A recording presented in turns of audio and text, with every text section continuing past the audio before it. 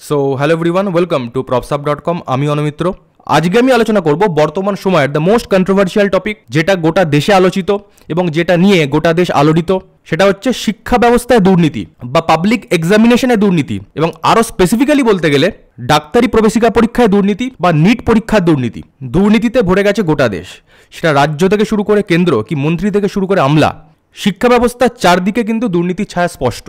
এবং সাম্প্রতিককালে এই যে নিট পরীক্ষায়, এই যে ডাক্তারি প্রবেশিকা পরীক্ষায় যে বিপুল পরিমাণ যে দুর্নীতির যে খবর পাওয়া যাচ্ছে, সেটা কিন্তু গোটা দেশের শিক্ষা ব্যবস্থাকে কিন্তু প্রশ্নের মুখে দাঁড় করিয়েছে। এবং শিক্ষা ব্যবস্থার নির্ভরযোগ্যতা এবং পাবলিক এক্সামিনেশনের বিশ্বাসযোগ্যতা নিয়েও কিন্তু মানুষের মনে প্রশ্ন জাগছে। কেননা ডাক্তারি প্রবেশিকা পরীক্ষা বা নিট পরীক্ষার মতো সর্বভারতীয় পরীক্ষাতে যেভাবে প্রশ্নপত্র ফাঁস হতে দেখা গেছে, যেভাবে দুর্নীতি হতে দেখা যাচ্ছে, সেখান থেকে এটা অনুমান করা কিন্তু অস্বাভাবিক নয় যে ভারতবর্ষের অন্যান্য সর্বভারতীয় স্তরে যে সমস্ত এক্সামিনেশন হয়, শিক্ষা ব্যবস্থা বিভিন্ন স্তরে যে সমস্ত এক্সামিনেশন কন্ডাক্ট করা হয়, সেই সমস্ত এক্সামিনেশন যে দুর্নীতিমুক্ত নয়, সেগুলো ধীরে ধীরে প্রতীয়মান হচ্ছে। এবং বর্তমানে যে নিট দুর্নীতি বা ডাক্তারি প্রবেশিকা পরীক্ষার যে দুর্নীতি, সেটা কেন্দ্রীয় শিক্ষামন্ত্রীও কিন্তু স্বীকার করেছেন। এবং সেই কারণেই পাবলিক এক্সামিনেশনে প্রশ্নপত্র ফাঁসের মতো ঘটনাকে রুখতে কেন্দ্রীয় সরকার রিসেন্টলি একটি আইন জারি করেছে, যেটাকে বলা হচ্ছে public examination prevention of unfair means act 2024। তো আজকের ভিডিওতে আমি আইনটা নিয়ে আলোচনা করব। এই আইনটা কাদের ওপর লাগু হতে পারে, এই আইনটা কাদের ওপর অ্যাপ্লিকেবল, এই আইনের মাধ্যমে কি কি বিধিনিষেধ আরোপ করা হয়েছে, এবং এই আইনে কি কি শাস্তির বিধান আছে, এবং এই আইনের কিছু উল্লেখযোগ্য বৈশিষ্ট্য বা ফিচার্সগুলি বা কি, আমি সেই সমস্ত বিষয় নিয়ে এই ভিডিওতে আলোচনা করব। এই আইনটা গত ফেব্রুয়ারি মাসের 9 তারিখে পার্লামেন্টে পাশ হয়, এবং তারপর ফেব্রুয়ারি মাসের 12 তারিখে এই আইনটি রাষ্ট্রপতির সম্মতি পায়, এবং এই মাসের 21 তারিখে অর্থাৎ 21শে জুন এইটা কার্যকরী হয়। এখানে ইউনিয়ন গভর্নমেন্ট নোটিফিকেশনের মাধ্যমে লিখে জানাচ্ছে যে in exercise of the powers conferred by subsection 2 of section 1 of the public examination prevention of unfair means act 2024, the central government hereby appoints the 21st day of June 2024 as the date on which the provision of the act shall come into force. তো প্রথমে আমরা জানবো যে এই আইনটা কাদের উপর applicable.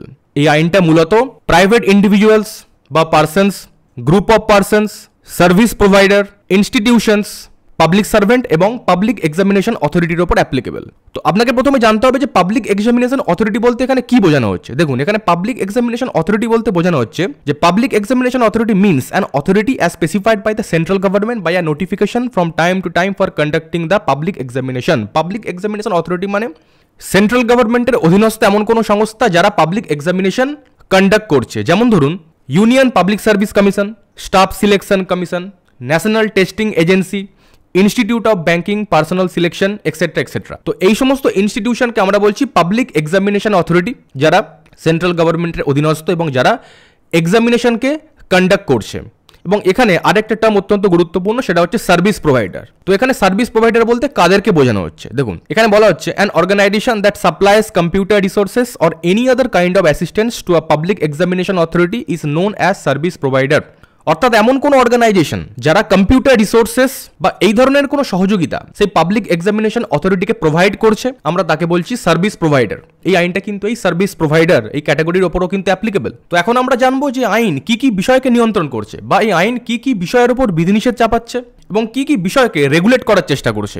তো the public examination prevention of unfair means act 2024 এর চ্যাপ্টার 2 এর সেকশন 3 তে বলা হচ্ছে the unfair means relating to the conduct of a public examination shall include any act or omission done or caused to be done by any person or a group of person or institutions and include but not be restricted to any of the following acts for monetary or wrongful gain. তো public examination related কি কি জিনিস অপরাধ এখন আপনাকে জানতে হবে। তো প্রথমটা হচ্ছে question paper leakage, assisting the candidate, tampering with answer shits, violation of security measure, tampering computer networks and resources, manipulation in sitting arrangements, threatening the life and liberty, creation of fake website, conduct fake examination, issuance of fake admit card, tampering with documents for shortlisting and willful violation of norms. এখানে যেই 12টা বিষয়ের কথা বললাম, এর সাথে আরও কিছু বিষয় কিন্তু এই আইনের অধীনে শাস্তিযোগ্য অপরাধ।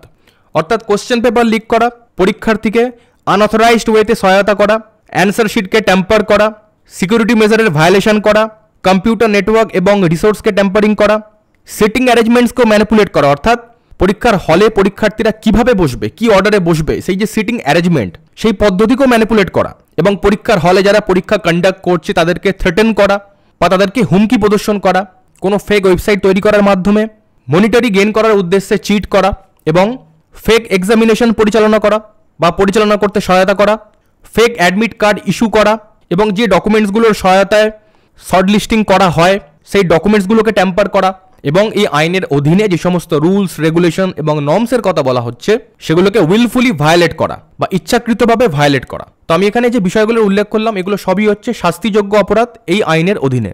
এখন আইন নিষিদ্ধ এই কাজগুলো যদি কেউ করে তাহলে তার জন্য কি শাস্তির বিধান আছে এটা আপনাকে এখন জানতে হবে। তো এই আইনের চ্যাপ্টার 3 এর সেকশন 9 দেখুন কি বলা হচ্ছে। এখানে সেকশন 9 বলা হচ্ছে all offences under this act shall be cognizable, non bailable and non compoundable.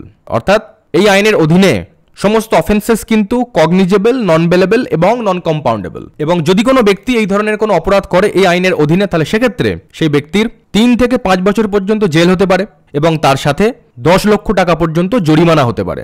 এবং যদি সেই অপরাধটাই কোনো সার্ভিস প্রোভাইডার করে, মানে যার উপর দায়িত্ব অর্পণ করা হয়েছিল যে কোনো পাবলিক এক্সামিনেশনকে সুষ্ঠুভাবে পরিচালনা করার, সেই সার্ভিস প্রোভাইডার যদি এই ধরনের কোনো অপরাধ করে তো সেক্ষেত্রে সেই সার্ভিস প্রোভাইডারের 1 কোটি টাকা পর্যন্ত ফাইন হতে পারে এবং তার সাথে সেই এক্সামিনেশনের প্রপোর্শনেট কস্ট তার কাছ থেকে আদায় করা হতে পারে এবং তার সাথে তাকে সার্ভিস থেকে 4 বছরের জন্য বাতিল করা হতে পারে বা বাদ দেওয়া হতে পারে।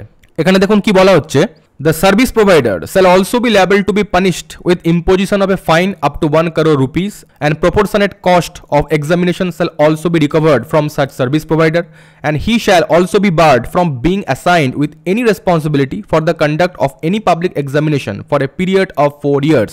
আমি প্রথমেই বলেছি এখানে সার্ভিস প্রোভাইডার মানে কিন্তু একটি সংস্থার কথা বলা হচ্ছে, যে সংস্থা পাবলিক এক্সামিনেশন অথরিটির অধীনে থেকে কাজ করছে কোনো পাবলিক এক্সামিনেশনে সেই এক্সামিনেশন অথরিটিকে সাহায্য করবার উদ্দেশ্যে। তো এখন এই সার্ভিস প্রোভাইডিং সংস্থার কোনো ডিরেক্টর বা সিনিয়র ম্যানেজমেন্ট তার এগেনস্টে যদি এমন কোনো অ্যালিগেশন পাওয়া যায়, অর্থাৎ ইনভেস্টিগেশন হবার পর যদি এটা দেখা যায় যে সেই সার্ভিস প্রোভাইডিং এজেন্সির, সেই সার্ভিস প্রোভাইডিং সংস্থার কোনো ডিরেক্টর বা সিনিয়র ম্যানেজমেন্ট এই ধরনের দুর্নীতিতে যুক্ত আছে বা তার সম্মতিক্রমে এবং সাহায্য দিয়ে এই ধরনের দুর্নীতি হয়েছে, তো সেক্ষেত্রে সেই ব্যক্তির 3 থেকে 10 বছর পর্যন্ত কিন্তু জেল হতে পারে এবং সঙ্গে 1 কোটি টাকা পর্যন্ত কিন্তু ফাইন হতে পারে। এই আইনের সেকশন 11ও কিন্তু অত্যন্ত গুরুত্বপূর্ণ। সেকশন 11 বলা হচ্ছে যে if a person or a group of persons including the examination authority or service provider or any other institution commits an organised crime. Section 11 organized ক্রাইমের কথা বলা হয়েছে, অর্থাৎ যদি এই আইনের অধীনে কোনো অর্গানাইজড ক্রাইম হতে দেখা যায় তো সেক্ষেত্রে সেই সংঘবদ্ধ অপরাধে নিযুক্ত অপরাধীরা বা অভিযুক্তরা কঠোর শাস্তি পেতে পারে। যেমন ধরুন এই ধরনের অর্গানাইজড ক্রাইমের ক্ষেত্রে দেখা যাচ্ছে এই আইনের অধীনে 5 থেকে 10 বছর পর্যন্ত কিন্তু ইমপ্রিজনমেন্টের বিধান আছে এবং 1 কোটি টাকা পর্যন্ত কিন্তু ফাইনের বিধান আছে। যদি অর্গানাইজড ক্রাইম হয়ে থাকে বা সংঘবদ্ধভাবে যদি সেই ক্রাইমটা ঘটানো হয়ে থাকে তো সেক্ষেত্রেই কিন্তু 5 থেকে 10 বছরের জেল এবং 1 কোটি টাকা ফাইনের কথা বলা হচ্ছে। এবং যদি কোনো ইনস্টিটিউশন এই ধরনের অর্গানাইজড ক্রাইমে যুক্ত হয়ে থাকে তো সেক্ষেত্রে সেই ইনস্টিটিউশনের সমস্ত সম্পত্তি বাজেয়াপ্ত করা হতে পারে এবং সেই সম্পত্তি বাজেয়াপ্ত করার মাধ্যমে সেই এক্সামিনেশনের প্রপোর্শনেট কস্ট কিন্তু রিকভার করা হতে পারে। এখানে দেখুন সেকশন 11 এর সাবসেকশন 2 এ কি বলা হচ্ছে, এখানে বলা হচ্ছে যে if an institution is involved in committing an organised crime its property shall be subjected to attachment and forfeiture and proportionate cost of examination shall also be recovered from it. তো তাহলে আশা করছি যে আইনের মূল বিষয়বস্তুগুলো আপনাদের বোঝাতে সক্ষম হয়েছি। এই আইনটিকে কেন্দ্রীয় সরকার যথেষ্ট দ্রুততার সাথে, যথেষ্ট তৎপরতার সাথেই কিন্তু কার্যকর করেছে ভারতবর্ষের শিক্ষা ব্যবস্থা দুর্নীতির শেকড়কে সমূলে উৎপাটন করতে, খর্ব করতে, প্রশমিত করতে এবং সর্বোপরি নিয়ন্ত্রিত করতে। এই আইন কতটা কার্যকরী হবে সেটা তো সময়ই বলবে। যদি ভিডিওটি আপনাদের ভালো লেগে থাকে তাহলে অবশ্যই আমাকে লাইক করে কমেন্টে জানান। কেন্দ্রীয় সরকারের পাশ করা এই আইন সম্পর্কে আপনার কোনো অভিমত থাকলে আপনি নিচের কমেন্ট বক্সে লিখে জানাতে পারেন। চ্যানেলটি সাবস্ক্রাইব করে সঙ্গেও থাকতে পারেন।